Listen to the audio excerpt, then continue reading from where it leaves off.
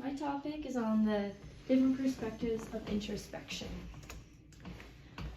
Wilhelm Wundt was the father of experimental psychology. As we talked about in this week's article, he used introspection in experiments instead of quiet internal thought. He believed that the goal of psychology was to understand consciousness, and he used experimental introspection that carefully and objectively analyzed whether an experience is a sensation or not. He didn't believe that higher processes could be studied that were not simple or immediate. He broke the experimental introspection into two elements: sensations and feelings. Sensations is an impulse in the brain that is sensed by an organ when it is stimulated. And there's modality and intensity. Modality is the five senses and the qualities versus the intensity of how strong the sensation is felt. Feelings are the degree the sensation is felt. And he described it in 3 attribute scales. So pleasantness to unpleasantness versus tension to relaxation and excitement to calmness. He established all of this from how he felt listening to rhythms on a metronome. Edward Tishner created the largest doctoral psych program in the US, and he believed the goal of psychology was to understand structure and elements of the mind, which is structuralism.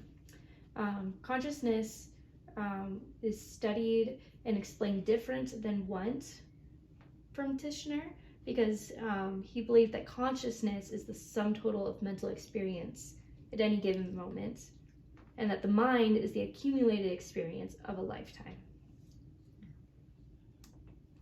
Structuralism is studying the structure of the mind by its elements, and the goal is to look at the what, the how, and the why. The what is the mental elements, so sensation, affection, and images.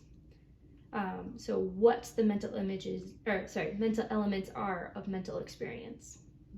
The how is associationism, which he mainly used the law of contiguity. And the how is like how these elements combine. The why is the description of the mental processes, and the why is why they combine as they do. Franz Brentano and Carl Stumpf, they were interested in the mind's processes and not the elements. So Franz wanted psychology to be its own discipline, and Carl studied the meaningful units of the mind. They believed in phenomenological introspection, which we're studying the mental phenomena instead of isolated events. They believed in using the intact, meaningful experience. Theirs is different than Wundt's, based on evaluating what the mind did instead of how it is structured. Franz argued that psychology was the true subject matter of psychology. He argued that between what we saw versus what we sensed were different, and that there's 2 mental acts. There's memory and imagination. Carl argued that consciousness could be studied in meaningful units. So he focused on the acoustics version, and that's where he fought hard with Wundt, was on tone. He created phenomenology, which is the method of introspection that examines phenomenal experiences without reducing it to the elements. So just like examining the whole phenomenon without breaking it down. Then Oswald Coupe, Oswald made his own method of introspection because he disagreed with Wundt's elements of thought, and he disagreed with Tishner's idea of images. He believed that higher processes could be studied experimentally, and that there were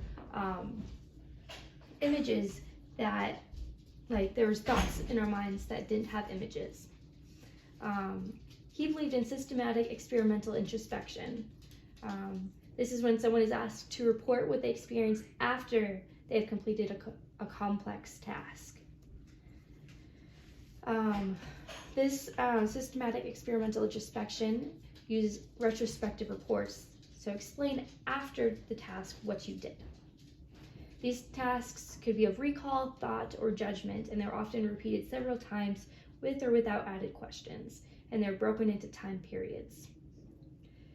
During the experiment, they're asked before, during, and after to assess how the subject felt and how much they remembered. He believed in the imageless thoughts, so that not all mental experiences require sensations and imagination. Like, confidence is not a seen attribute, it is a felt experience. And this is my work cited.